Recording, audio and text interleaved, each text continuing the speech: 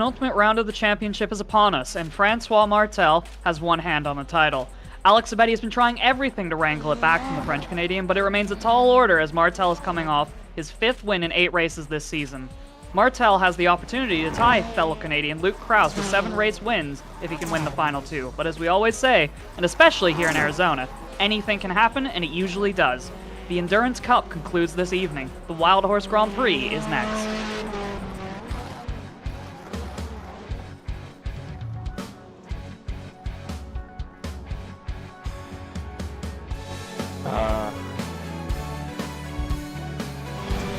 Sorry, man, I watched it on that first one.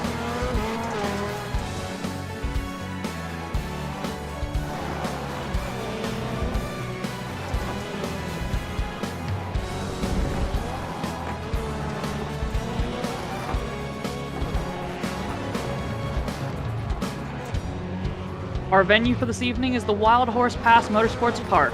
Opened in 1983, and NASA started visiting this circuit in 2020A. At 1.5 miles and 4 corners, it doesn't seem tricky, but it is. The lap begins with a tight, multi-groove turn 1 over a set of jumps down to the hairpin of 2. Expect plenty of dive bombs here. If unsuccessful, over the jumps down to turn 3 is the next opportunity. Through the whoops, around the high bank turn 4, and that completes a lap here in Chandler, Arizona.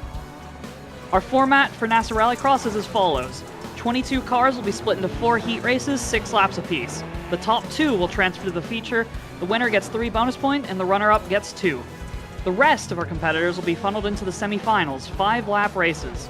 Those winners will also receive 1 bonus point. This sets the grid for the 12-car, 15-lap feature where points are awarded and trophies are handed out. The 28th season of the Overwatch Specialty Service NASA Rallycross Challenge continues tonight, live on the Automotive Sports Network. With Bryan, Sawyer in the production truck, 2-time series champion Cody Erdmann next to me in the commentary box, my name is Philip Kraus as we welcome you to the Wild Horse Grand Prix.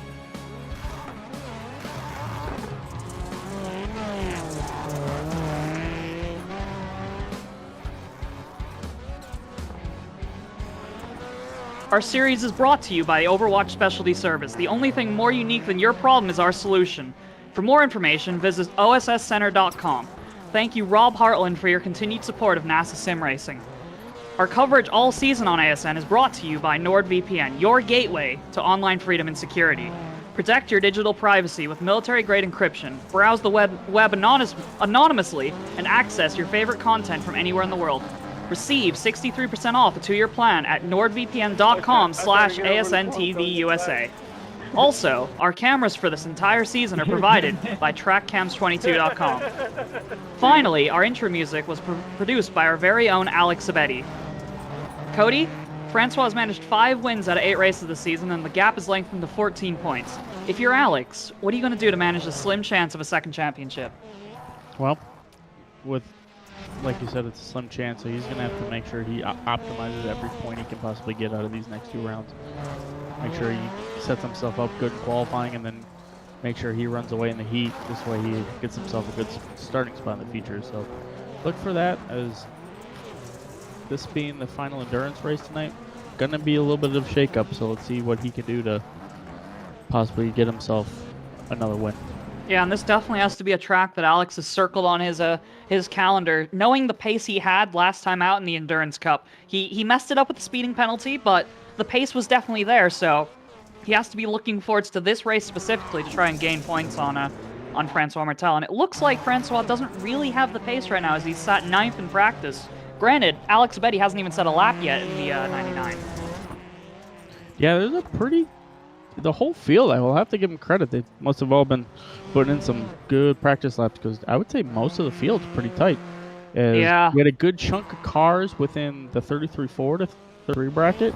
Magnus did set fast time so far in practice here with 33 flat, so but then it doesn't hurt with it doesn't hurt with it being such a short track here at the Wild Horse Pass Motorsports Park. 33 seconds, as you were saying, but Magnus Okenhog 2/10 ahead of Robbie Larill right now as we have about a minute left in practice before we head into qualifying.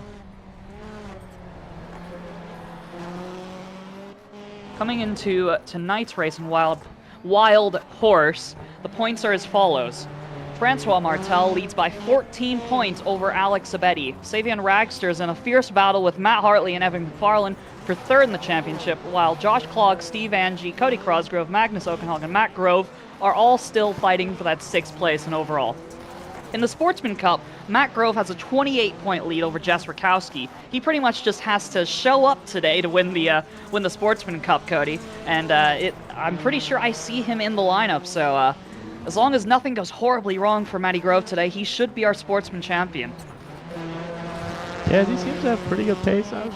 As I say that, I actually looked. He is pretty far down the order, but we'll see if he can kind of rally and find some speed here in the final closing seconds of practice as we're about to start qualifying. Yeah, but behind him, it's still a fierce battle for second between Jess Rakowski, Matt Morris, Cody Winecki, Benjamin Gay, and Chris Wetz is 30 points back, probably going to have to settle for 6th in the Sportsman Cup this season as we're going to head into qualifying, Cody. Yes, unfortunately, I do not believe I see our lovely long-time running friend Chris Wetz on the leaderboard, so be missing him in action tonight.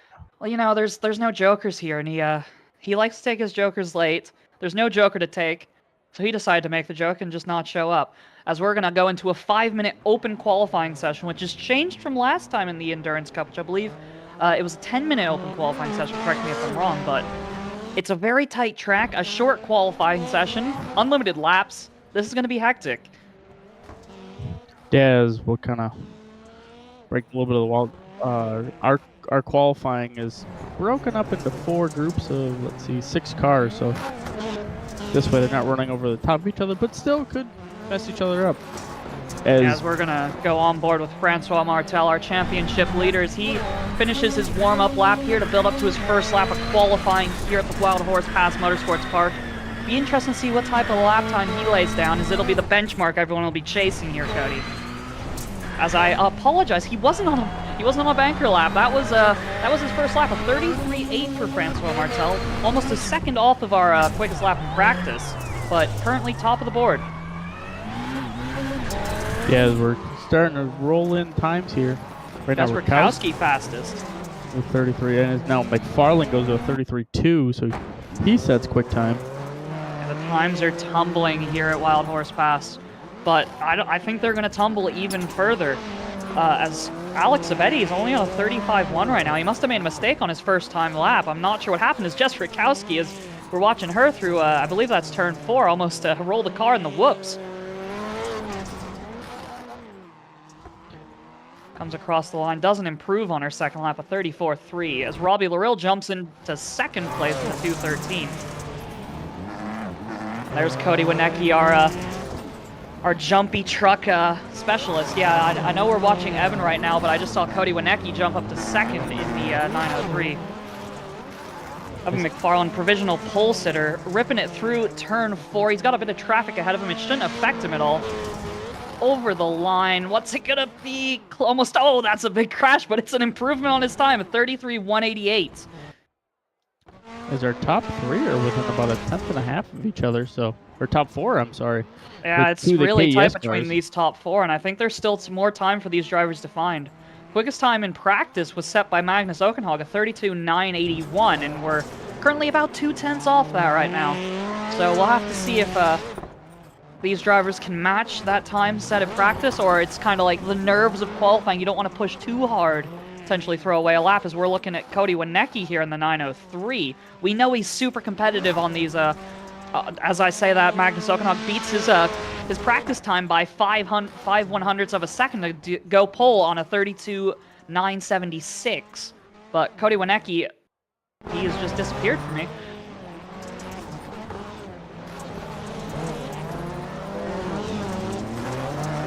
Watching Justin Robichaux. A long time since we've seen Justin Robichaux on the track, Cody. It's nice to see him back in the NASA Rallycross Challenge. He's been a bit busy this season, hasn't really had the time to run with us, but seeing that 93 car on the track is a treat for sure. Yeah, it's great to have him back, because he's normally in the booth on Thursdays, so glad to see him be able to have some fun here. Yeah, and hopefully we'll be able to see more of him next season in the Rallycross Challenge, because I know he's well liked in the paddock from the drivers, and honestly, he's just a joy to be around. He does so much for the league behind the scenes. Love everything that Justin does for us, and his father Jake. He's going to rip it through turn 4 over the line. What's it going to be? A minor improvement for Justin Robichaux, but not enough to move him up any positions. That currently has him sat in, 13th. Yeah, just looking to break into the 33-second barrier as we got more times coming on in. More times coming on in, but we're under a minute left in this qualifying session. Savian Ragster improves to second on a 33.058. The 91 car. I must have missed that because that wasn't his last lap time. We're watching him go through turn 2, taking a bit wider line than I would have thought he would. Because usually when I've run here, Cody, you really want to get quite close to that inside wall. But maybe we know there was the dirt refresh recently. That might have changed the racing line you take through there. It's over the line. Savian Ragster goes 33.8. No improvement for him. He's going to have one more lap here to try and get pole position away from Magnus Okenhog. Yeah, I did a little bit of testing in the VW lights, and it did seem a little bit more gripped up than it used to be. So on board with Savian Ragster on his final qualifying lap. I don't know if he's going to have time to finish this lap because he goes wide through turn 2 again. So the timer hits 0 in qualifying, and yeah, he's not going to have time. Magnus Okenhog's on pole, and he's on pole for Heat 1. So a little shout out to our grid for Heat 1 here at Wild Horse. Magnus Okenhog starts on pole, Evan McFarlane second, Francois Martel third in Heat 1, Crosgrove fourth, Russell Peterson fifth, and Vinny Sowers rounding out the grid in sixth. One thing we didn't mention in qualifying, Cody, both of our title protagonists, they didn't have a particularly amazing qualifying. Francois Martel, well down the order, Alex Abedi 2 places behind him on a 33.5 and 33.7. Like, even if Abedi beats Francois by a few positions, if they're that far down the order, there's not going to be any big needle mover in terms of points between those two. Could we see this being the deciding factor in a championship tonight? As we say, these truck tracks, we don't know what's going to go on, and if they're in the middle of traffic, it's even worse. So yeah, this is definitely not where. I'm not trying to jinx them, but we could possibly see a serious contender. I'm not even saying to them. If anyone could get involved in something and not make the feature tonight. Yeah, we've done our fair few commentators' curses here in the ASN commentary box. Hopefully this isn't one against Francois Martel rolling off third as we start the slow pace to the start of Heat 1 here at Wild Horse Pass Motorsports Park. So I'm not actually sure where the pace car goes in. I'm not sure if they do a full lap or not before. I believe it goes in on the exit of 4. Yeah, they do full lap and then exit of, or like the entry of 4 is when it goes off. Yeah, so we got plenty of time to talk about the potential jinx on Francois Martel. I'm trying to find where Alex Abedi is. Looks like we're going to see him in Heat 3 later this evening. He's also gridding third for his heat, so definitely not where either of those two drivers want to start. Right in the middle of the pack. So much can go wrong from there. As we are going to be looking at... As we've got the pace car in, these drivers should go on the green flag, unless things have changed. As we're waiting, green flag is out here at Wild Horse Pass, as we are underway for Heat number 1. Magnus Okenhog leads us into turn 1 as, oh my god, Evan McFarlane around the outside, almost sticks it, but Magnus Okenhog clears him and holds the lead as we head into the proper turn 1, my apologies. We got Cody Crosgrove looking down the inside of Francois Martel. No doing for him on the points leader as Magnus Okenhog takes a bit of a tight line. McFarlane takes a very wide line in the 0-4. And that gives the opportunity to Francois Martel. A bit messy over the whoops, though, for the Ford. Both Fords a bit messy over the whoops as Cody Crosgrove loses a massive amount of time to Francois Martel there. As we reach the end of lap 1, Magnus Okenhog leads from Evan McFarlane, Francois Martel, Crosgrove 4th, Peterson 5th, and Vinny Sowers rounds out our field in 6th. I don't think those short wheelbase cars really like those whoop sections. They get bouncing all over the place if you saw them too. Yeah, I think putting a ton of pressure here on McFarlane.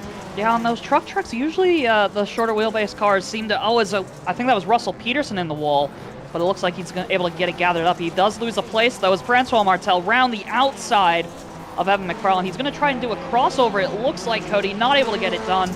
Just got a little bit too much rotation in his Ford Fiesta, and he has to settle for third once again as we take crossed flags already. No, turn 1, beautiful, 2 different set of lines. We're going to have to look at that as this track is really grooved in right now. So different lines are going to be taken, so you can really work on a guy. Yeah, you can see how worn in that dirt is, and I think that's why we're seeing drivers take that wider line through turn 1 and 2, as I see off-screen Russell Peterson in the wall again in the 59. It's not been a heat to remember for him, as these two pretty much rim riding.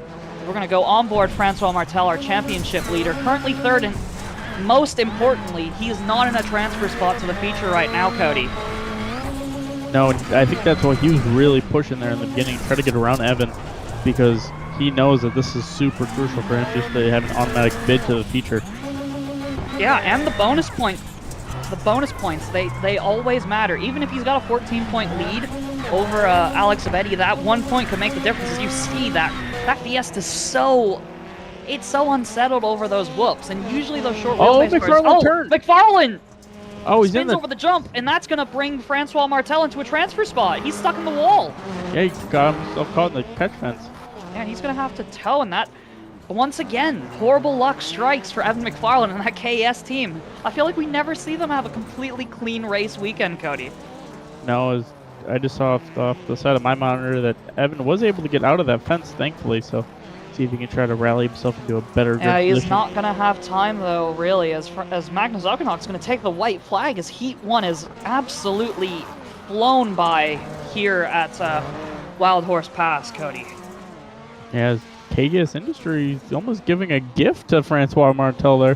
Francois pretty much, unfortunately, didn't look like he was going to make it, but yeah, and Alex Abedi has to be so annoyed about that, Cody, because he was watching that very intently, I would imagine. Saw Francois wasn't closing on Evan McFarlane, and then that mistake allowed Francois to get a transfer spot. Magnus Okenhock round the final corner, over the jump, takes the Heat 1 win in dominant fashion from Francois Martel, who takes the transfer spot. Crosgrove third, Vinny Sowers fourth, Peterson fifth, and McFarlane sixth. As we have confirmation of our results here in Heat 1, Magnus Okenhock takes the win by 3 seconds over Francois Martel. Cody Crosgrove third, Vinny Sowers fourth, Peterson fifth, and Evan McFarlane sixth place. Our grid for Heat 2 here at Wild Horse Pass Motorsports Park. Savian Ragster will lead us off with Robbie Larill alongside him, Jess Rakowski third, Justin Robichaux fourth, and Eric Dubois rounding out our grid in fifth. Correct me if I'm wrong, Cody, I think every heat's going to be a 5-car heat except the first. I believe you are correct. Good luck, everyone. Yes. Remember, go on green. Sowers is the only one at the very bottom, so yeah, everything should be a 5-car heat going on. As Matty Grove reminds our drivers to go on green. It looked like everyone abided by that in the first heat. Just a friendly reminder to get them going on green for this heat as well, as Savian Ragster going to lead us off from pole position as we start the formation lap. Well, I say lead us off. He kind of hesitated there for a second. I was scared he might have a hardware issue in the 91. We've had our fair share of hardware issues among the drivers this season, it feels like. Although most of them have been Evan McFarlane and that Fanatec wheel that seems to continually curse him. I wonder if that's what happened with the car turning right on him. I wonder if it kind of glitched. Maybe. I didn't get a chance to watch it because things go by so quickly here. Like, there's no time to catch your breath, and there's no time to really look back and see what happened prior, just because everything's so quick. 33 seconds, like, you can never catch your breath at Iowa, and it's just about as quick here, just without the Joker. Yeah, it's a nice short little bull ring as the pace car is off. So, excuse me, Cody, it's a pace truck. Pace truck, I'm sorry. That big truck! We're playing with cars and we have wait for the green flag. The pace is a bit slower than they were rolling in Heat 1, down to 40 kilometers an hour for Savian Ragster. Stacking the field up a little bit. Green flag is out, and here we go. Barely clearing the jump as Ragster's going to take the lead in the turn 1. Jess Rakowski down the inside of Robbie Larill, giving him a bit of a door bang. We were almost 3 wide there for a second. Robbie Larill looking down the inside of Savian Ragster for the lead as we head into turn 2. Down the inside, he's not going to hold the momentum, but he's going to do a bit of a block pass on Savian Ragster, and that's going to drop Ragster down to third. Jess Rakowski, an excellent bit of opportunistic driving in the 999 to take second place. Ooh, that's a bit messy through the whoops, but it looks like Rakowski's going to hold the position, using her car to defend the position against Savian Ragster. As we finish lap 1, Robbie Larill hit the the outside wall, sorry. He's lucky damage is turned off, otherwise that would have been a destroyed suspension for him. There's one thing I was gonna mention is now all these drivers after Heat 1, they've seen what like the fast guys of the Heat were doing, so now they're gonna just start copying it and running their lines. Robbie Larill, that's such a different line than I've ever seen here. But look at the exit he gets. Oh, it's so messy over the whoops, Cody. Because I thought he was going to crash again as Sabian Ragster with a massive slip angle in the 91. Gathers it back up, but he's lost about half a second to Jess Rakowski. Well, if we remember correctly, wasn't it Robbie at Brand's Hatch with the whole running it off into the sand pit? Like, yeah, it he's was. a really creative one in his lines. And it makes sense as we're watching Rakowski put a lot of pressure on the back of the rail. Yeah, and that's your driver, isn't it, Cody? I don't want to say too much, because we're going to go on board Jess Rakowski in the 999. Going down the inside of Robbie Larill, a bit of contact between the two. She's going to try an aggressive line through the whoops as Robbie Larill rolls it! Robbie Larill rolls it! Is he going to land it back on the wheels? The 213, he's back on the wheels, but he's down to 4th place, and Jess Rakowski leads at Wild Horse Pass as we take cross flags at heat number 2. It's now Savian sitting in the second transfer spot, and hey, look, our lovely friend Justin Robichaux sitting P3 right now. Oh, they almost cursed him. I saw Robbie Larill throw it into turn 1. He was really frustrated with that flip, I think, as Sabian Ragster's looking for the lead on Jess Rakowski. Side by side through the whoops. Jess Rakowski's unsettled, and they almost make contact. Sabian Ragster powers by on the outside, though, to take the lead as we are going to end lap 4 here at Wild Horse Pass. Justin Robichaux, where did he come from? He's just kind of been lurking this whole time. Everyone seems to be like making small little mistakes, and he's just capitalizing on it. Yeah, he's just running a nice clean. Robbie Larill throws it down the inside again, but he's not able to get the momentum out of the corner. It's Jess Rakowski once again taking that really wide line through turn 2, but it's so unsettling through the whoop section for the 999, I feel. Cody, I'm not sure if you agree with me on that, but it just seems to be so hit or miss. Yeah, so we're gonna take white flag for heat 2. I'm sorry, you're good. No, everything's you're just good. going by so quickly. It's just it seems like they're putting their car at a very odd angle, and it's making it bounce in very erratic forms. And she just needs to make sure she gets through this final lap cleanly to transfer through to the feature. I know you're a bit biased because that's your team driver, but it's a strong showing for Jess Rakowski, and I feel like she's had a few of those this season. She's definitely matured so much as a driver as we're going to round the final corner for the final time in heat number 2. And Sabian Ragster over the jump, over the line, wins heat number 2 here at Wild Horse Pass.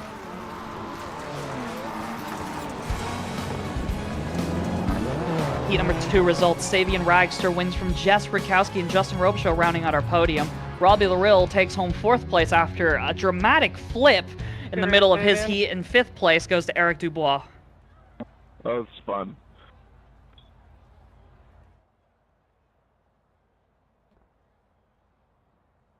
Our grid for Heat 3 is as follows. Matt Hartley, driving for JC Simsport, rolls off from pole position. Robbie Kirtley starting 2nd. Alex Abedi, our championship protagonist, what do you want to call him? Rolling off 3rd. Matt Grove 4th. Olivier Rateau rolls off 5th in the Mickey Esport entry. This is going to be another heat to watch, and Francois Martel, he's the one who's going to be watching the monitor, hoping that Alex Abedi doesn't get through in the heat. Because that's one more point. We are missing Alex Abedi. We are missing... He disconnected and has not returned. I did not see that. Alex Abedi he's going to be going to the LCQ, and it's going to be a back of grid start. Oh boy. That changes everything. I'm going to pop a message real quick in the I'm going to pop a message in the Discord real quick just to see what's going on. Because if Alex Abedi doesn't rejoin, that's our championship locked up. No matter what happens with Francois Martel, pretty much, because he's made the feature. I think that's an automatic about 10 points as the pace truck rolls in. And we've got one more corner to roll through at pace speed before we go green in Heat 3.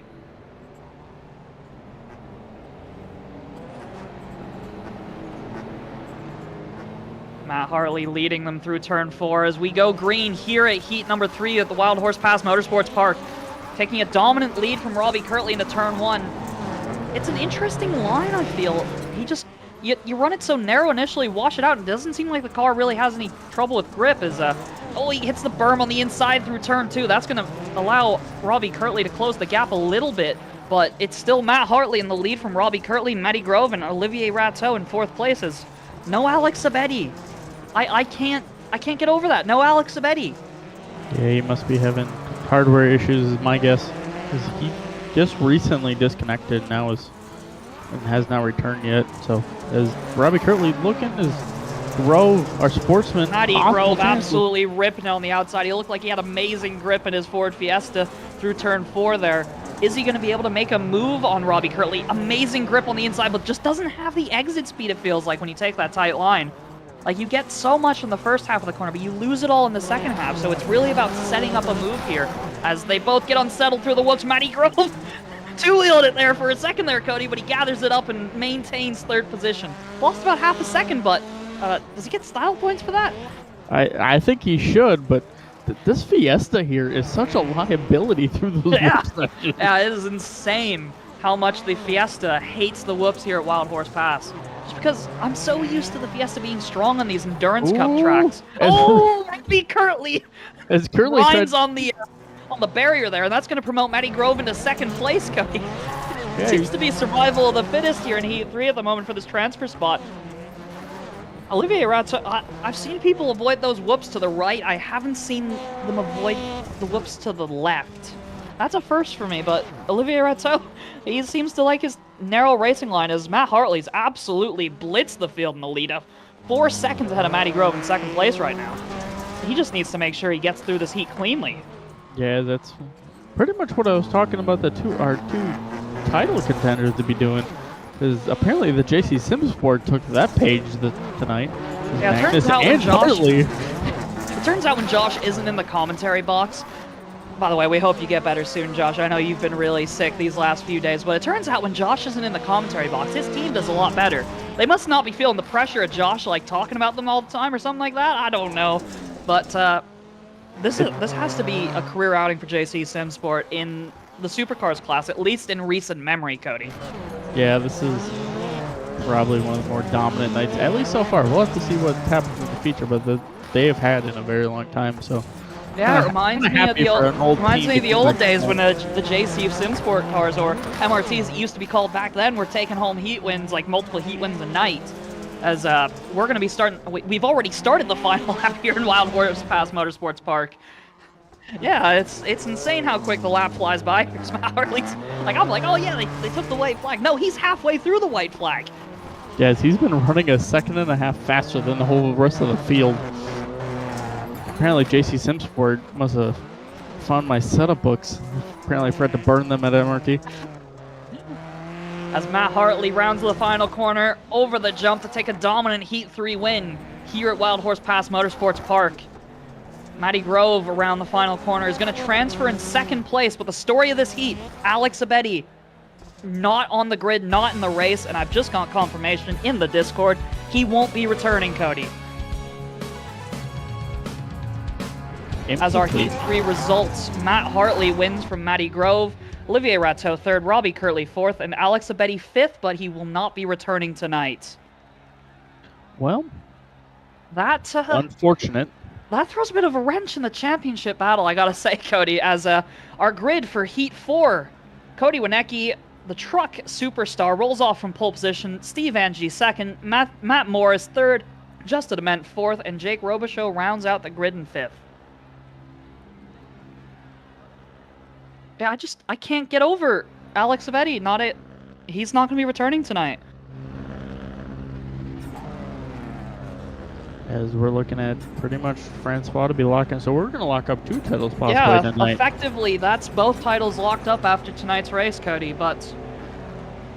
I mean, it's still plausible for Alex. Like, if Francois gets a min score in the feature, and then gets a no score in the final round... But, like, that's the championship on the ropes, pretty much. Like, I'd say he's effectively won the championship. As while we take our break in between, we'll have to kind of do some quick math just to figure out what will be championship clinching scenarios. Because I didn't think we were going to be in this situation tonight, but I guess we are. Yeah, that definitely wasn't on my bingo card, as I know Josh is watching from his bed, trying to recover from a a horrible case of the man flu, as we're gonna see our pace truck go in for the 4th time tonight. Heat number 4, rolling through turn 4. Cody Winecki, our pole sitter for this heat. We know he's strong on these truck tracks. He knows he's strong on these truck tracks. Let's see if the pressure affects him at all. Green flag for Heat 4 here at Wild Horse Pass Motorsports Park. Steve Angie was in front of Cody Winecki when the green flag flew. That'll be interesting to see if that's going to be a penalty for the Pudgy's racing car. I don't think it is. I don't see anything, but we'll have to wait and find out as Matt Morris rips it down the inside at turn 1. But the top 2 are running away already, as Steve Angie has about half a second on Matt Morris, as Matt Morris hits the inside berm there through turn 2, as Justin Ament blinking all over the place. I don't actually know where you are, Justin. I'd love to talk about you, but I can't see your car half the time. End of lap 1, Cody Winecki leads from Steve Angie tentatively. We don't know if Steve Angie has a penalty for being ahead of Cody Winecki when the green flag flew. Matt Morris 3rd, Jake Robichaux 4th, and Justin Ament rounds out our grid in 5th at the moment with some connection issues. Yeah, as he's thankfully slid to the back, this way he won't affect anyone. Hopefully he can get that fixed for the LCQ. Is great battle here for P3. Morris and Jake Robichaux. And we got a battle for 1st and a battle for 3rd as Jake Robichaux trying to run that inside line through turn 4. We haven't seen much success on that line so far tonight just because you can't get the exit. But we'll have to see if that changes as Jake Robichaux throws it in deep at turn 1. Not able to get close enough. Just a bit too much slip angle in that Fiesta, and he loses so much time on the exit. Like, we say it all the time with these truck tracks, but momentum is so important. You got to prioritize your exits or your entry. You can't have both on these tracks. As once again, Jake Robichaux absolutely throws it into turn 2. I swear he gains like half a second on the entry, but loses it all on the exit as he gets really all over the place to the whoops, and they make contact! Matthew Morris is around off the nose of Jake Robichaux. We hear Jake Robichaux apologize over the radio. It'll be interesting to see if he waits for Matt Morris. It looks like he's trying to. Yes, he's going to pull over to the side of the road and let Matt Morris go. That is excellent sportsmanship from Jake Robichaux for sure, as our top 2 drivers have completely disappeared into the distance from these 2. Yeah, Cody and Steve just checking out. Now they're going to run. Ooh. Cody getting really crossed up, bouncing all around on the whoop section. Car looked like the Ford Fiesta going over, even though he's driving a Subaru. Yeah, that was pretty dramatic for Steve Angie, and he just has to keep it on the road for these last few laps. Cody Winecki, once again, fastest lap in this heat, and that's probably one of the fastest laps of tonight outside of qualifying, Cody. 33.2 for the truck driver of Cody Winecki. I was trying to think of another thing, but the truck driver is all that jumps to mind. Did we find a nickname for him? We might have. I already know a few people that call truck drivers. It's Cody Winecki's already taken the white flag here in Heat 4. 2 seconds clear of Steve Angie in 2nd, and Steve Angie 8 seconds or so clear of Matt Morris in 3rd. But that battle for 3rd, as Jake Robichaux spun it through turn 4, that battle for 3rd is no longer a battle, as Justin Ament's going to sneak through to take 4th place after that mistake from Jake Robichaux. But our leader's already almost done with the last lap, and it feels like I was just barely commentating on the spin for Jake Robichaux. But Cody Winecki through the final corner, running that high line. We see everyone run over the jump, is going to take Heat 4 here at Wild Horse Pass Motorsports Park.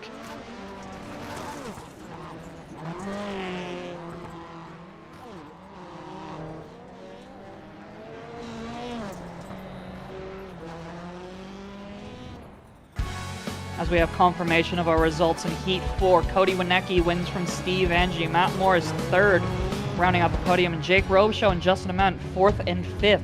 As we're already on to the semifinals tonight, Cody. It feels like everything's just flying by. We've barely been live for 30 minutes.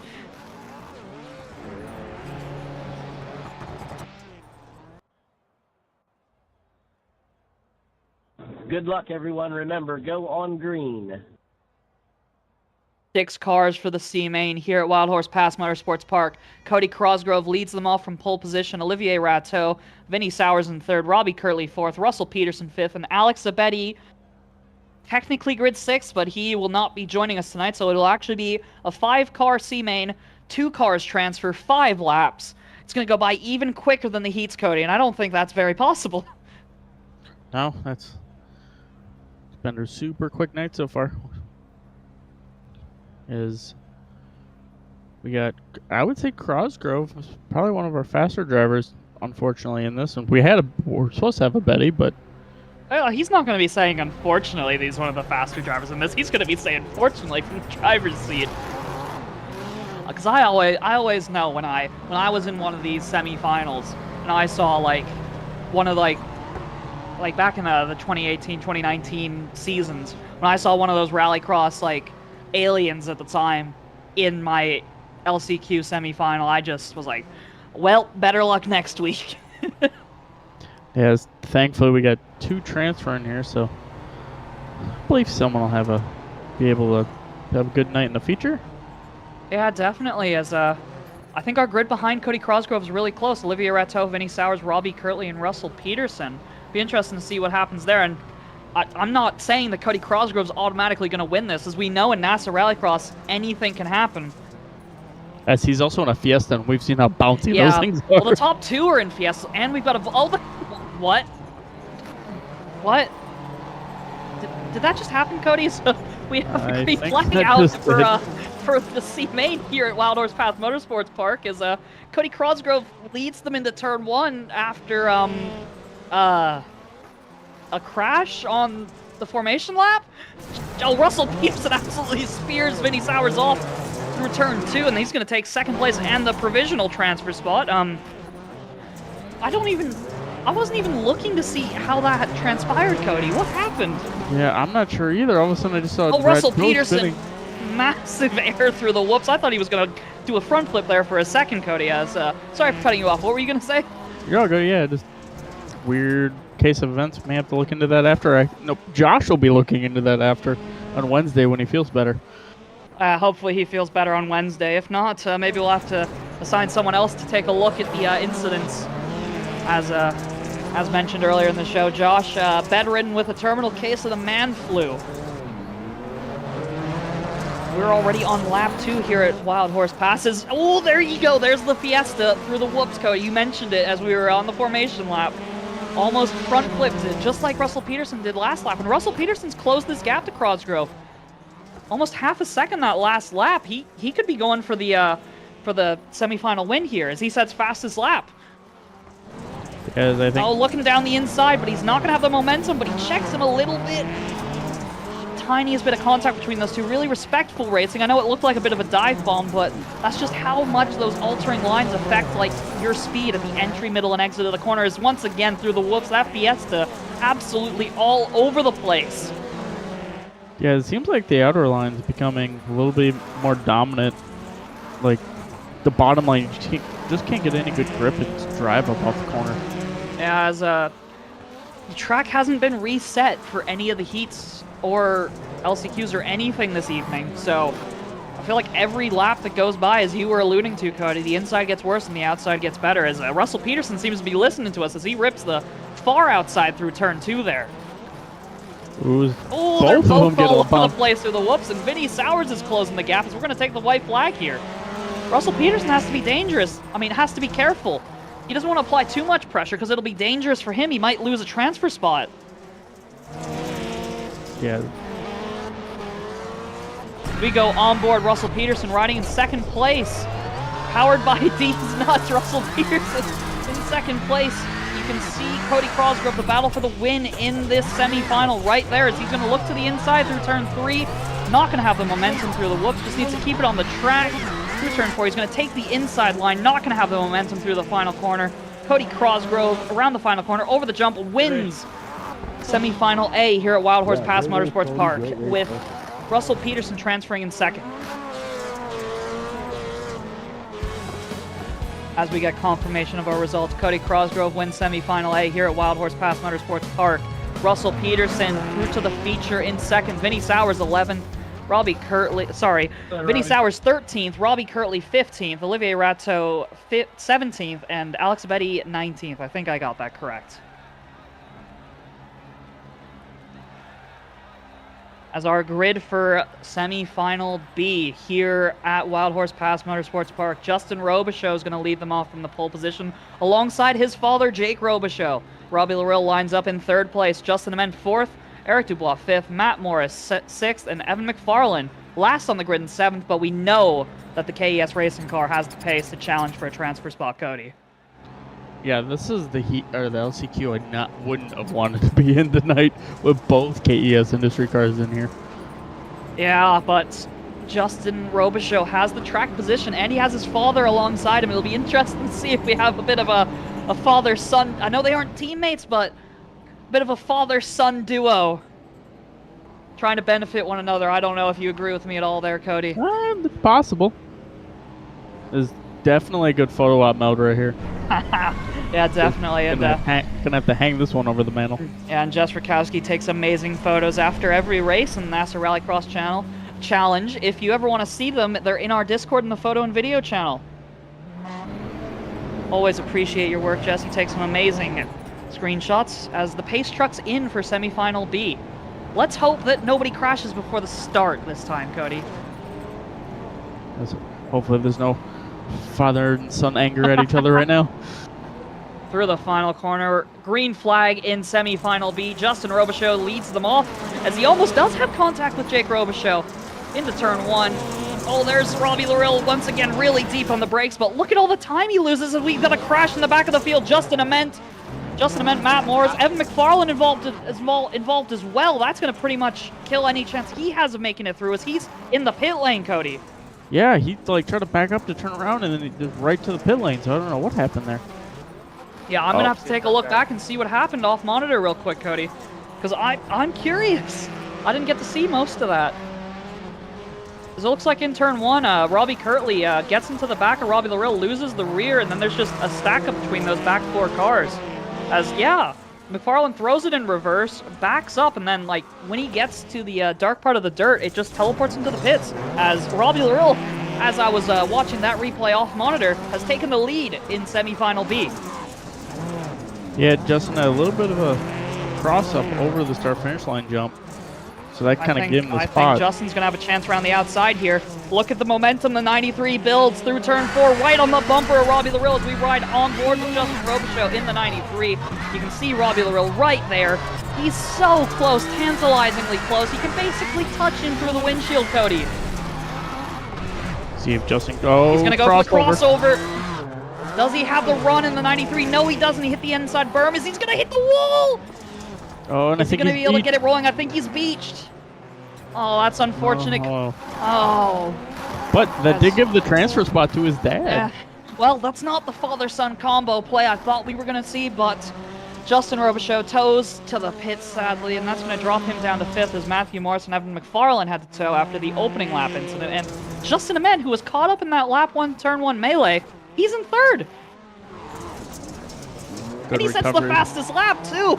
Oh, man, he might try to come after. We could have all 3 JC Simsport cars in the show.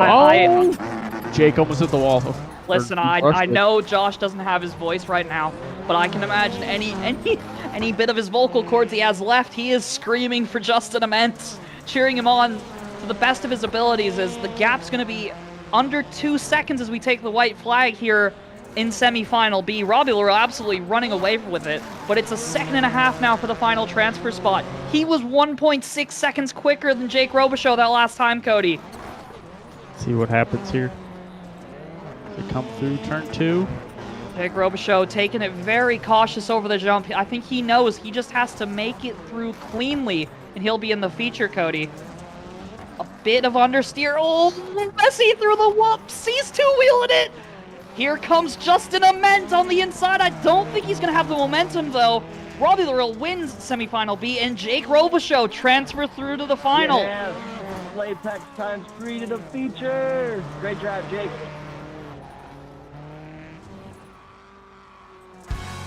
As confirmation of our results for semifinal B here at Wild Horse Pass Motorsports Park, Robbie Larill takes the win and transfers through to the feature alongside Jake Robichaux, as Justin Ament will finish 14th on the night, Eric Dubois 16th, Justin Robichaux 18th, Matt Morris 20th, 20th, and then Evan McFarlane 21st, I believe.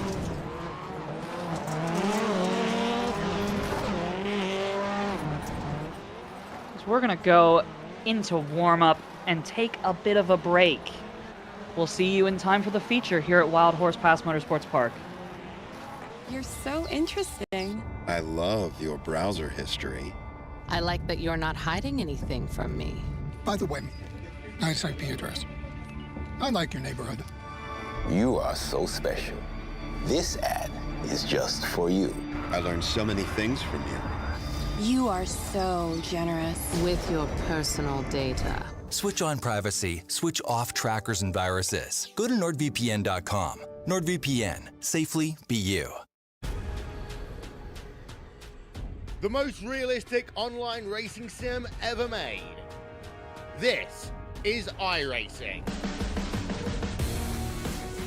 Detailed laser scan tracks, fully dynamic real-world cars, and over 50 series to choose from. 6 online world championships offering over $100,000 in annual prizes.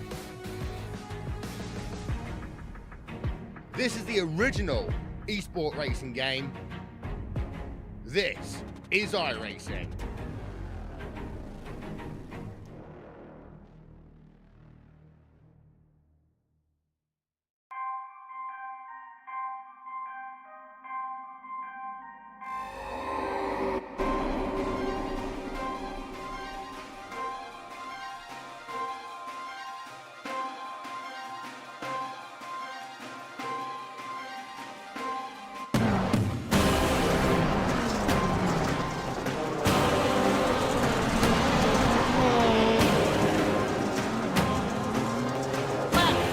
Side nearly 3 wide of Met and Palacio.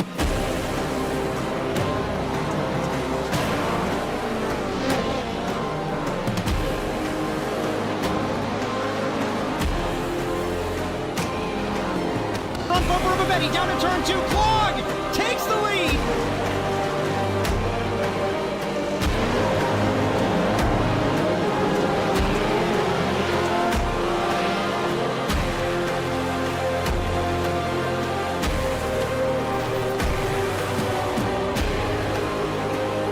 Rill still hasn't jokered inside. Clog on McKenna. Contact between them.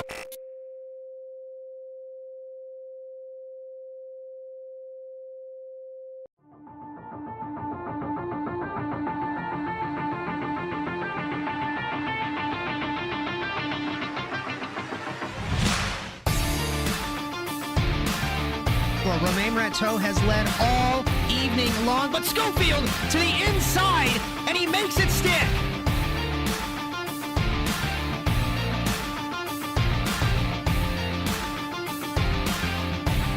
Funny story about Bryan Sawyer. He showed up to the track 5 minutes ago with 0 practice, and each lap increasing in pace for the man from Wisconsin.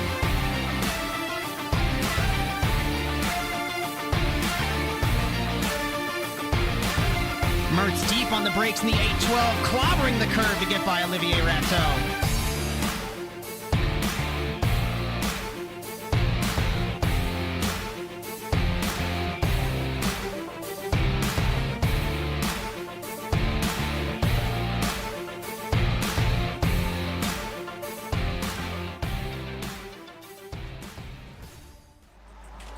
We welcome you back to round 245 of the championship overall and round 9 of the 28th season of the Overwatch Specialty Service NASA Rallycross Challenge here in Arizona.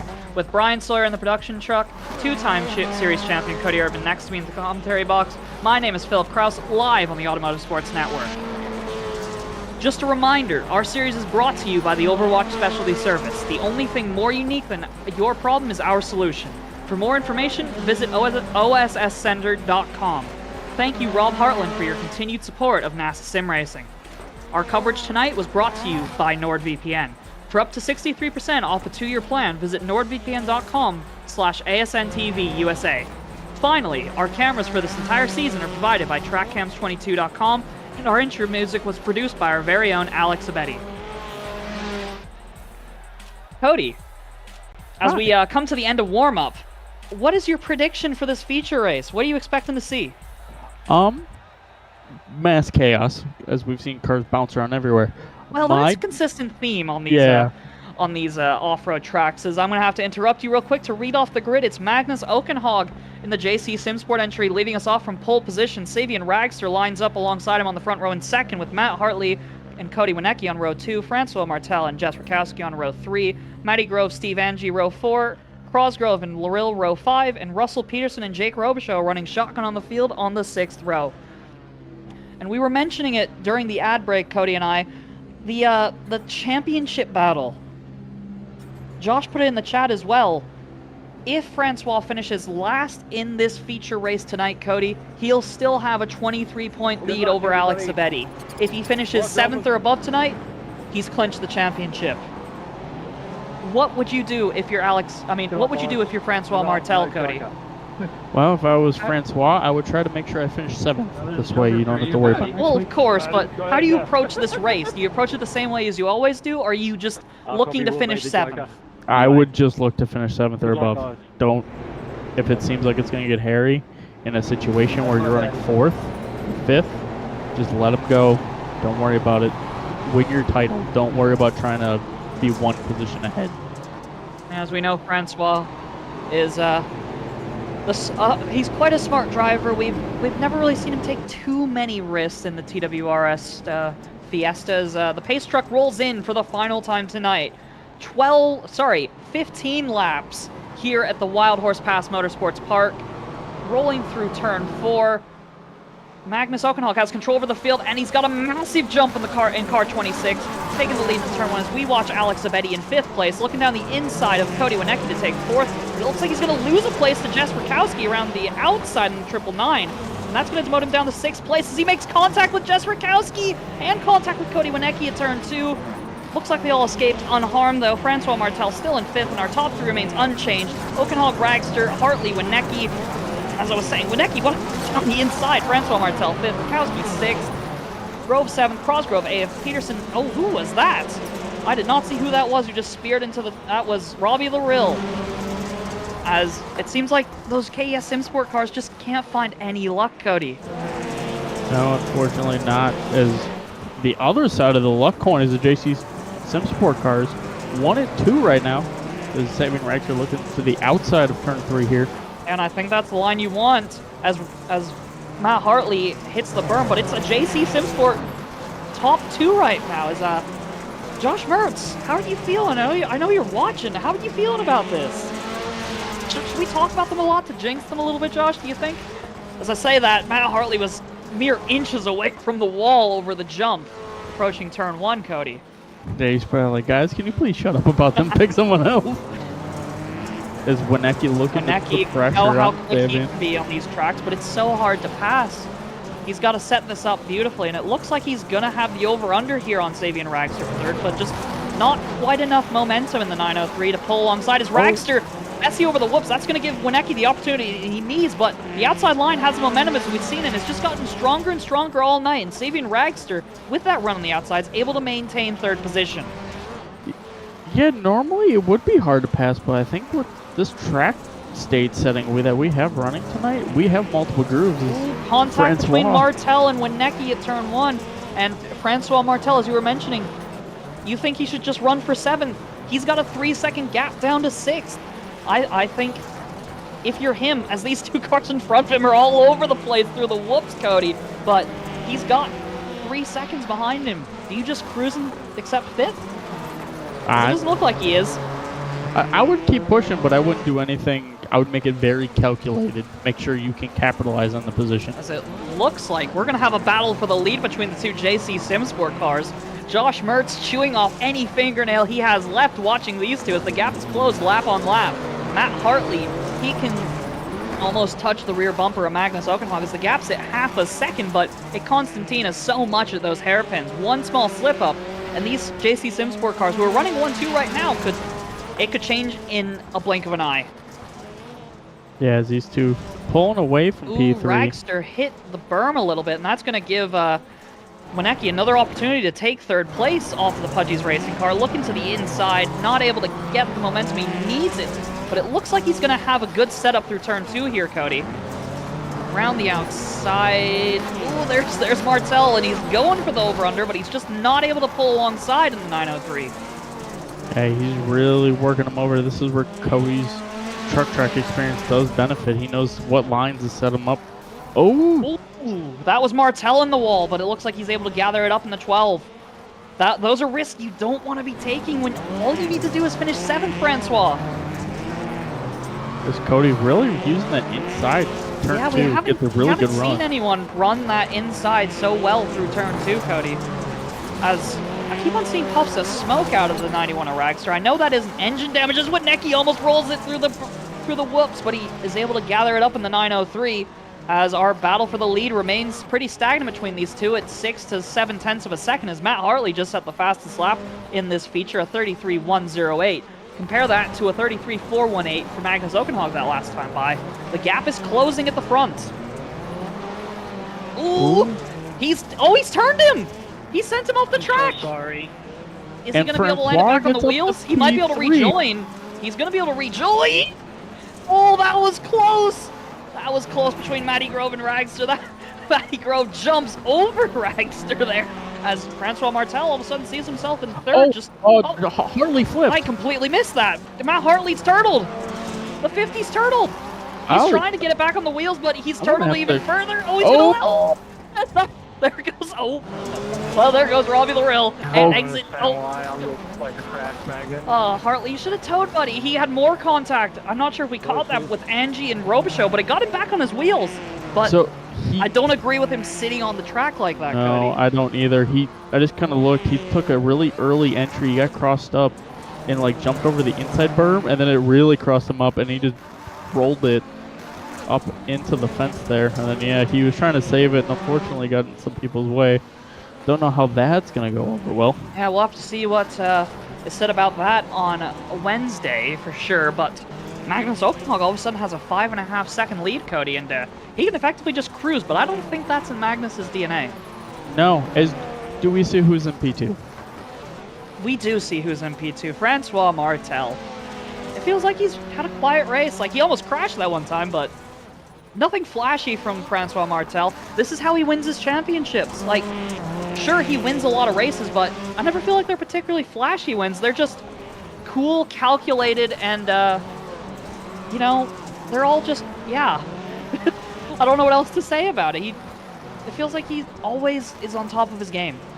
Yeah, these are the days that pretty much classifies and declares you as a champion, as you capitalize on your bad days, which if a bad day for him is P2.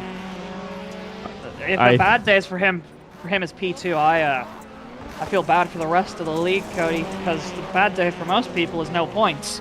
Exactly.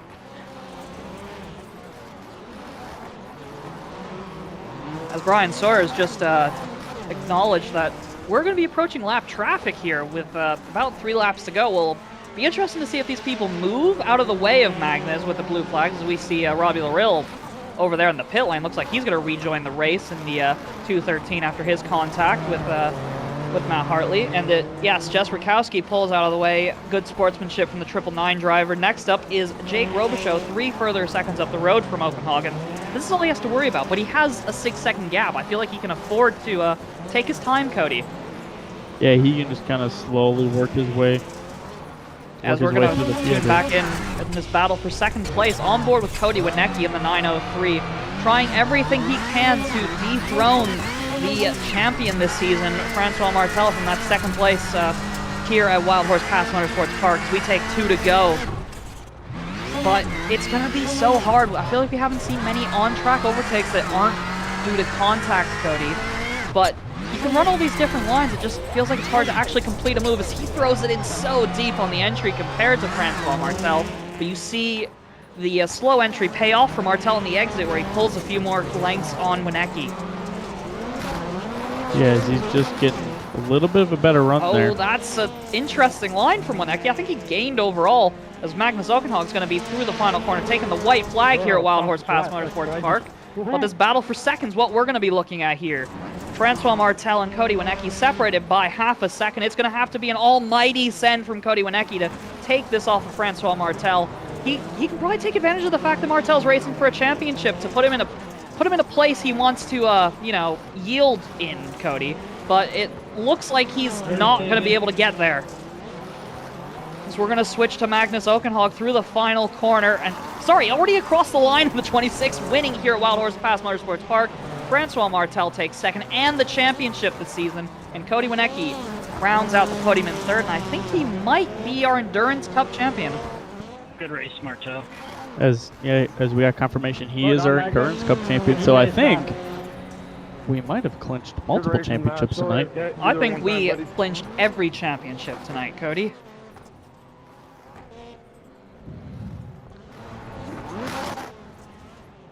I'm not sure if those two are racing.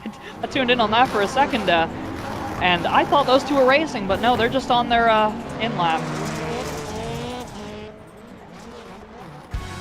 As confirmation of our results from the final here in Wild Horse Pass Motorsports Park, it's Magnus Oakenhog for JC Simsport taking the win from Francois Martel, our champion this season, and Cody Winecki in third place. Crosgrove finishes fourth for Slaypex Racing, ahead of Sabian Ragster and Matt Grove, our sportsman champion this season, in sixth. Steve Angie seventh, Jess Brukowski eighth, Jake Robichaux ninth, Matt Hartley in 10th after that unfortunate flip for him in turn 4, Robbie Larill 11th, and Russell Peterson rounds out our runners in 12th, 9 laps down. As Cody, well, that felt like it flew by, but so much action tonight here at the Wild Horse Pass Motorsports Park. There might have not been a ton of passing, but there was always like that bit of drama, that bit of suspense that you felt building in those battles. And it felt like there was so much strategy involved, without a joker even, there was so much strategy involved in overtaking because you had to plan your overtake so far in advance. It's kind of like short track late model racing. I know you have a lot of experience in that, where you have to build up a pass over like 10, 12, 15 laps. Yeah, you definitely have to be calculated in your, like, when you go into one, you almost want to make turn 1 your setup into turn 2. You got to, like, calculate your moves. You can't just kind of capitalize. You can capitalize on a mistake from someone, but you can actually make your own fortune here is the best way to put it.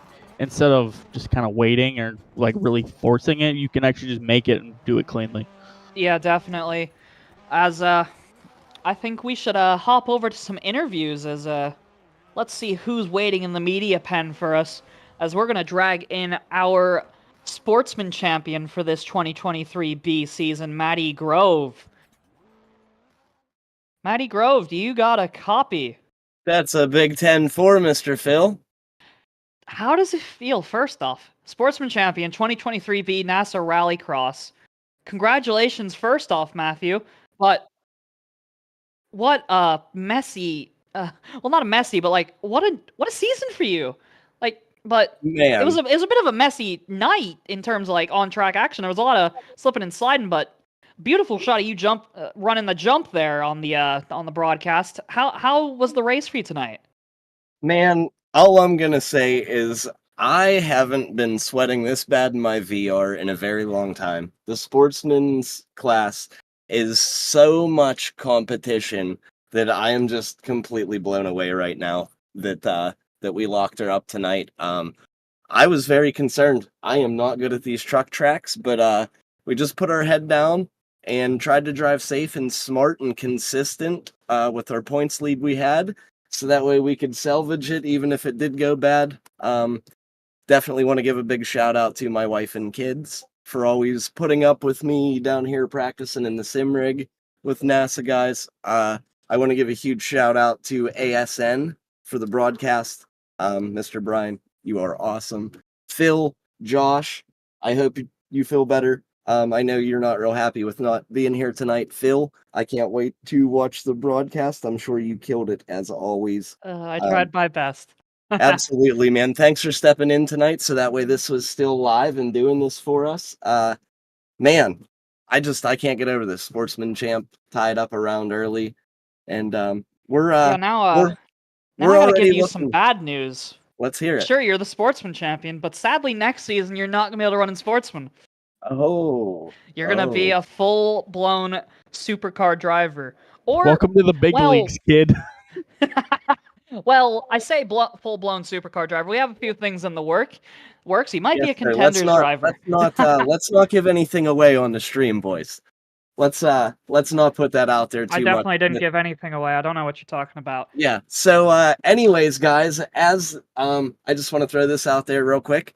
So, we do have a bunch of stuff in the works. If you guys are in, guys, girls, everybody, if you are into racing Rallycross on iRacing, head on over to www.nasasimracing.com. Get in here with us. Let's race some cars, have some fun, and get yourself out here on the broadcast with these guys.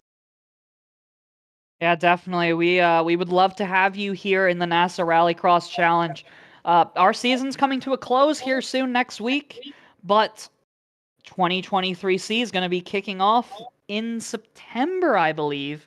It might be the start of October. Don't cite me on that. But either way, you have about a month to make a decision on if you want to join us for next season. We hope you all do. But Matty Grove, thank you for shouting that out for me. Once again, outstanding race for you. Sportsman winner overall in the championship. Second place tonight in the sportsman class. Congratulations. Thank you, guys. Looking forward to season 23C coming, and we hope everybody's here with us. Appreciate that, Matty Grove. Your 2023B sportsman class champion. Woo! Oh, I pulled him out mid-cheer. I feel bad. But I'm going to pull in third place finisher Cody Winecki. Cody, if you want to take that away. Hey there, Cody. Got us?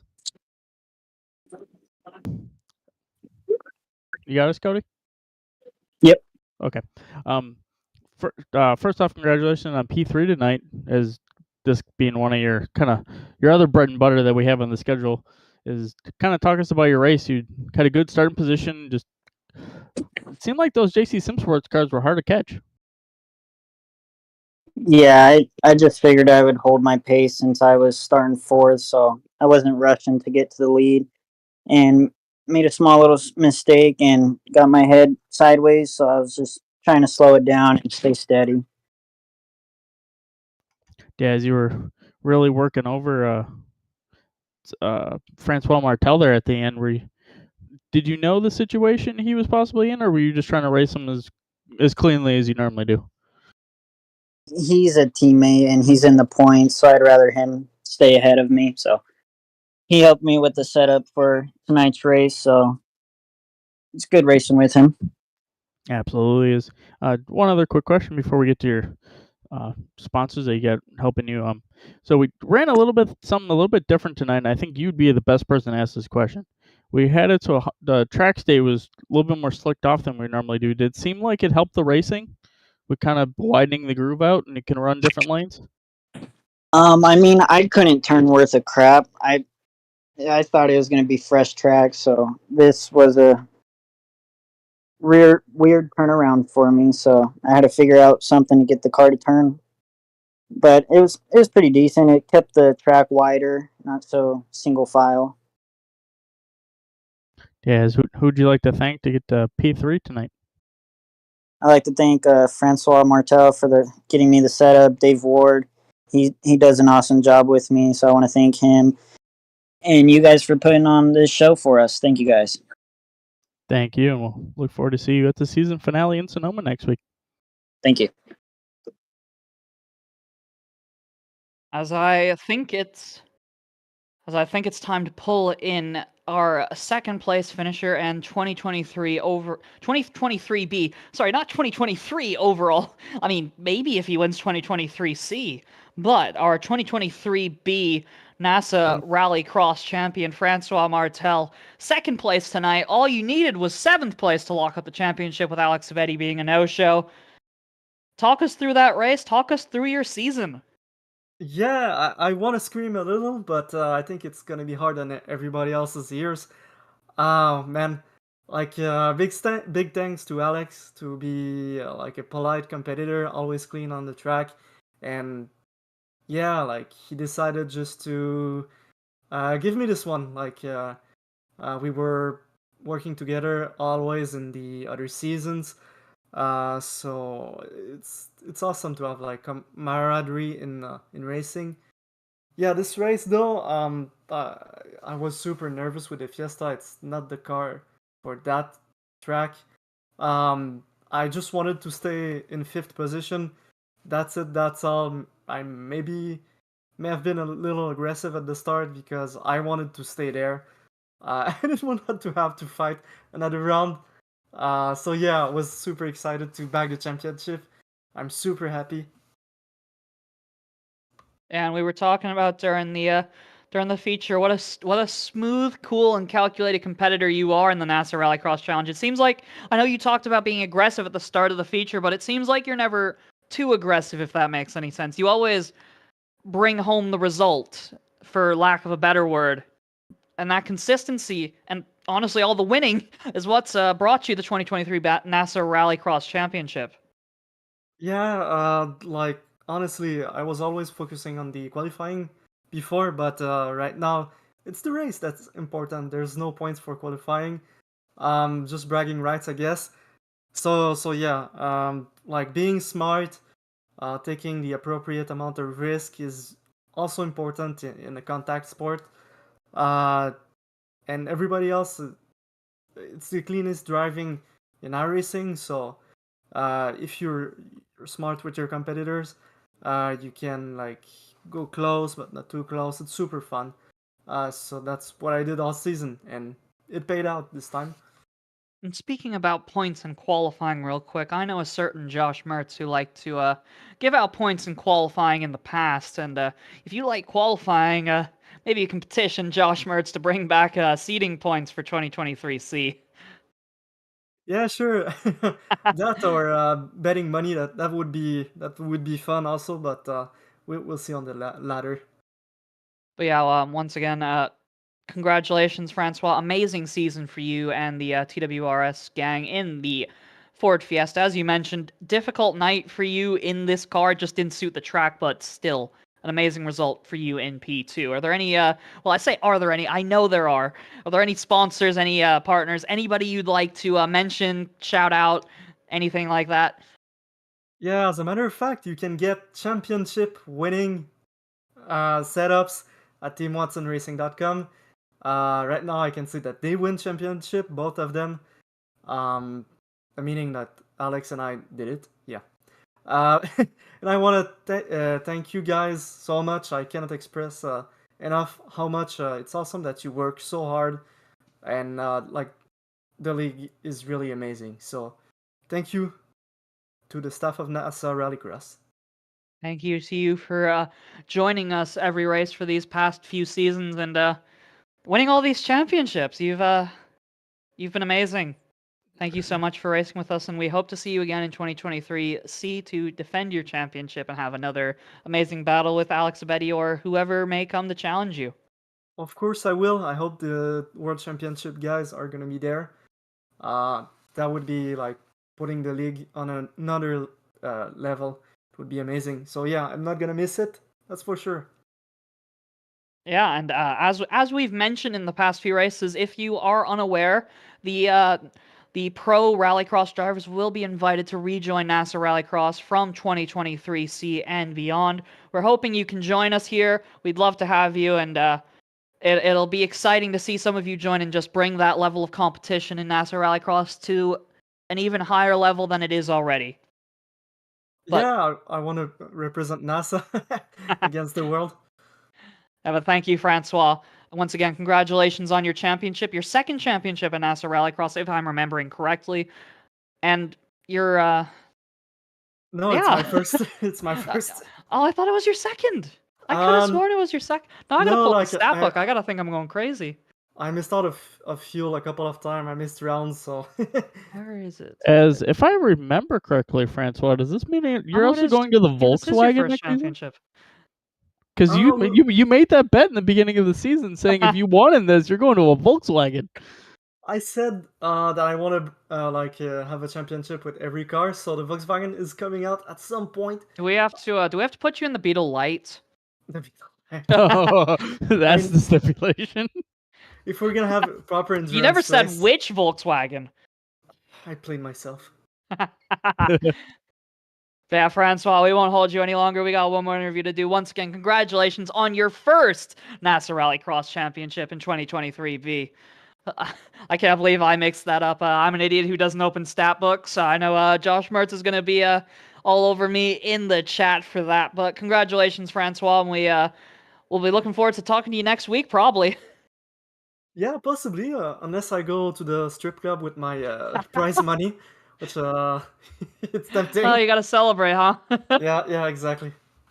All right, we will talk to you later. Once again, that is your second place finish tonight, Francois Martel, and your 2023B NASA Rallycross champion. As I'm going to pull in our winner, Magnus Okenhog. Cody, I'm going to give you the honors.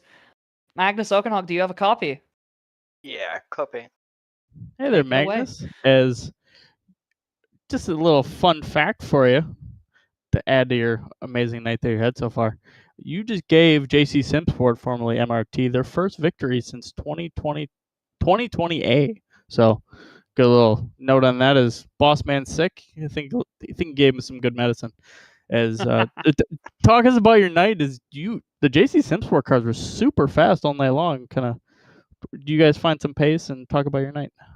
Yeah, like I think it's more like I've always been quite comfortable like on these tracks. I think the sad fact is that all my wins, NASA has been on the tracks. I have never, like apart from Daytona, hell, I have never really been able to win on the traditional rallycross tracks. Like it's like tracks like this is like where I shine like a bright star against, because I feel like they suit my driving style a bit better. I can extract the car potential a bit more than usual.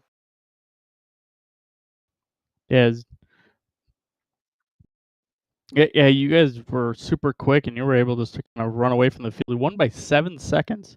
So just putting in good laps, all 15 laps of them here in the feature is kind of ask Cody this. I want to see your thoughts on it too. With having the wider track, like the track stay being wider and be able to run multiple lanes, did you kind of enjoy that? Kind of search around, find grip, use the lines? I didn't really notice that that much because I was just running the same lines over and over again. Like, didn't really change that much for me. I guess like I don't know how it was for the people mid pack, or like because I wasn't able to be there like trying to search for different lines, because when you're out in front you can just run by your own pace and not be obstructed by any cars ahead of you. As I want to congratulate you on your win here in Wild Horse, getting the win for the boss. So who'd you like to thank? I would like to thank the boss himself for giving me the opportunity for represent his brand and giving the brand the first win since multiple seasons ago. And also we'll also thank Matt Hartley for being such a good teammate to cooperate with. Like, we make a good partnership, so I'm looking forward to next season as well, where we'll both of us come back even stronger. So this is just a beginning, I guess. So One final thing that hasn't been mentioned yet. Magnus, you are the first repeat winner here at the Wild Horse Pass Motorsports Park. I think you won last time we were out in here. Yeah, you won last time out in 2022B when we last went here, and now you've won in 2023B. Would you say this is one of your strongest tracks that we race on the NASA Rallycross circuit?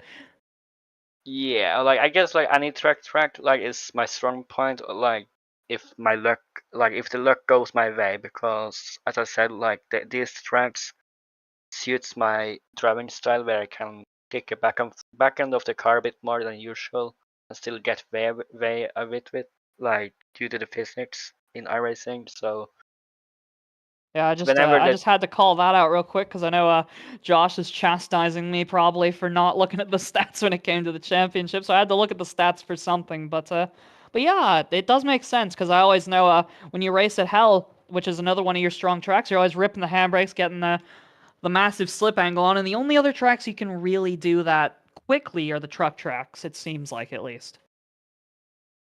Yeah, I think it also helps with the banked corners, so you don't. Like, you can use the outs of the corner to your advantage, not run off the track. Like a bit like, in motocross, like they ride the berm around the outside. Yeah, Cody, is there any other questions you have for Magnus? Or if there's not, Magnus, any sponsors you'd like to thank, any partners, anything like that? I'll just thank like Josh overall for giving me the opportunity to represent his brand like once again, and yeah, all the brands associated with his team. Like there's so many, I can't remember all of them like in my head right now, but yeah, I would just like to thank Josh and JC Simspark for Jeez, Josh, stop making so many friends.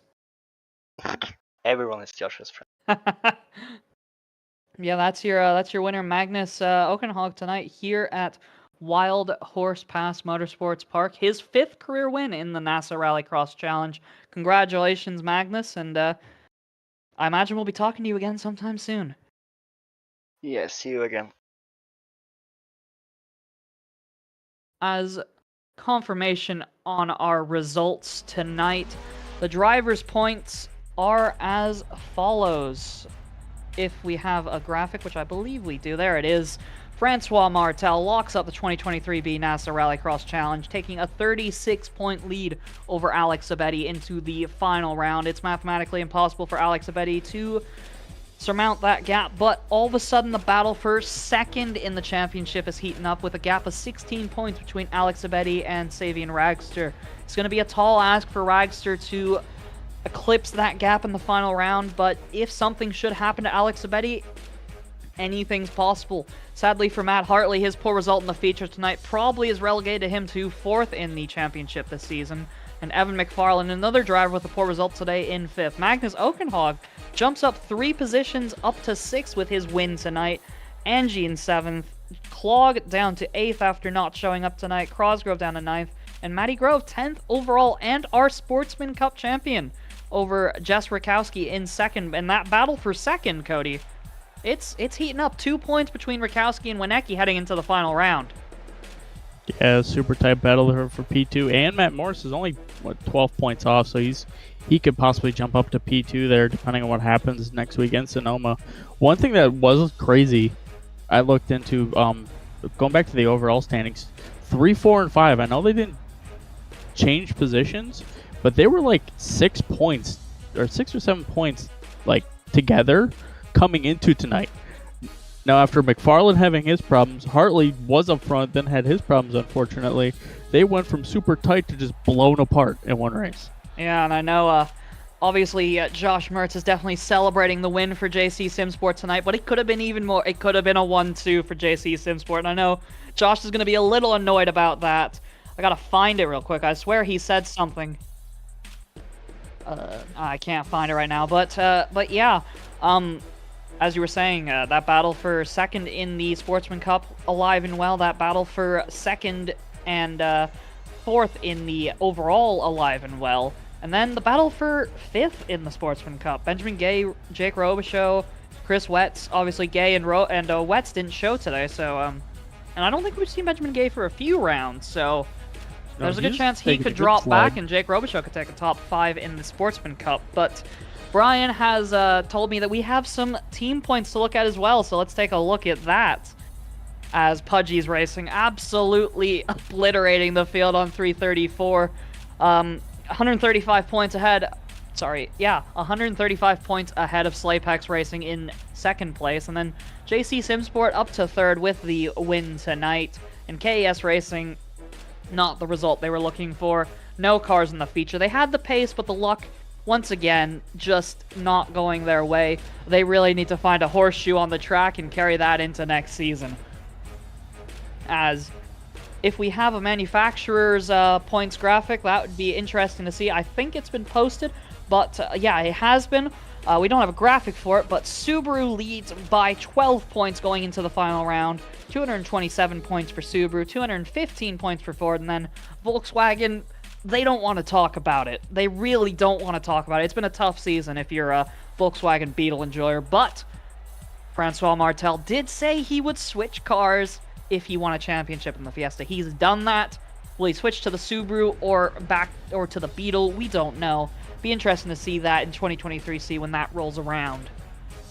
Some quick programming notes before we end tonight's show.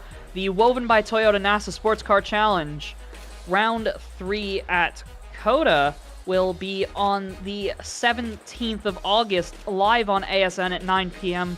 Yeah, Thursday, August 17th, live on ASN, 9 p.m. Bryan Sawyer, Josh Mertz, Justin Robichaud on the call for that. NASA Rallycross Lights, that'll be going live on Saturday, August 19th on ASN On Demand. Bryan Sawyer, Josh Mertz on that call. And then the final round of the 2023B NASA Rallycross Challenge at Sonoma. That'll be next week, Monday, August 21st at 9 p.m. Eastern on ASN, live with Bryan Sawyer, Cody Erdmann, myself, Philip Kraus, and hopefully a healthy Josh Mertz back on the call for that. Just a quick reminder before we go tonight, our series is brought to you by the Overwatch Specialty Service. The only thing more unique than your problem is our solution. For more information, visit osscenter.com.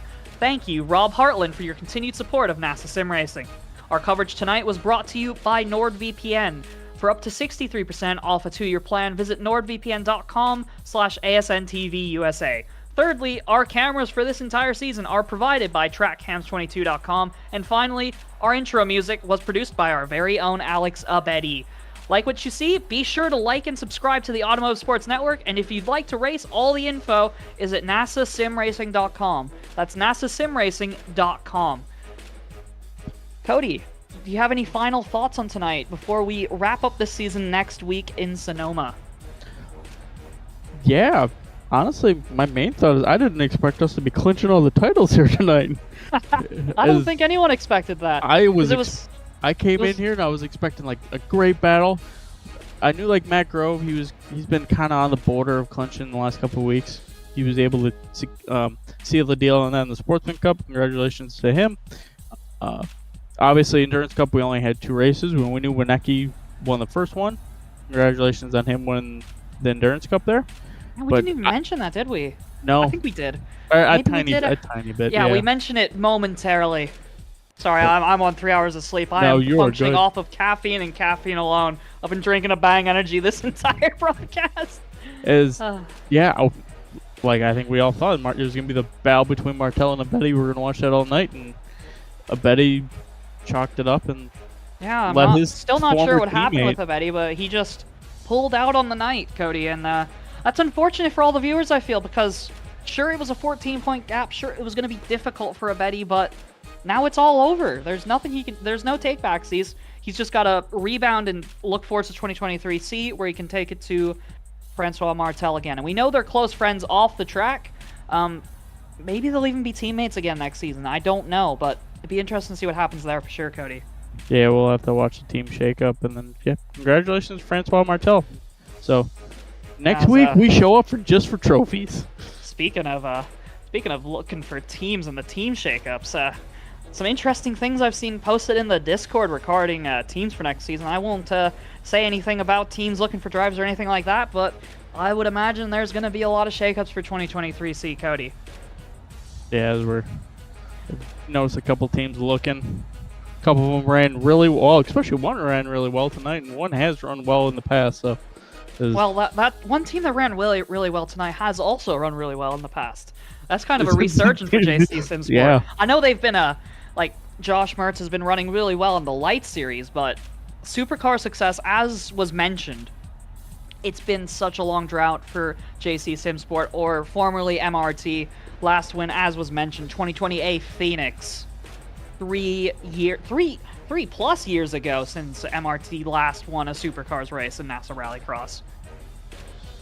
Yeah, so congratulations to everyone. We'll look forward to seeing everyone in Sonoma. So it's gonna be a good night, good fun night. All the pressure's off, so let's try to get first-time feature drivers and first-time feature winner. Yeah, as hopefully we'll see you all join us next week from Sonoma, August 21st at 9 p.m. Eastern Time. The checkered flag has officially fallen on the evening. From all of us at the Automotive Sports Network, from Josh Mertz, Cody Erdmann, Victor Valley, Justin Robichaud, Jess Rakowski, and Bryan Sawyer, my name is Philip Kraus. We hope you enjoyed today's coverage of the Overwatch Specialty Service NASA Rallycross Challenge tonight from Wild Horse Pass Motorsports Park. Congratulations to Magnus Okenhog on the win. Happy birthday.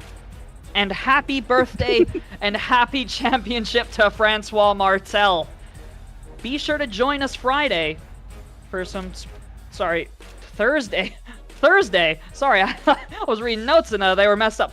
Make sure to join us Thursday, August 17th, for some sports car action at COTA. But until then, so long, everyone.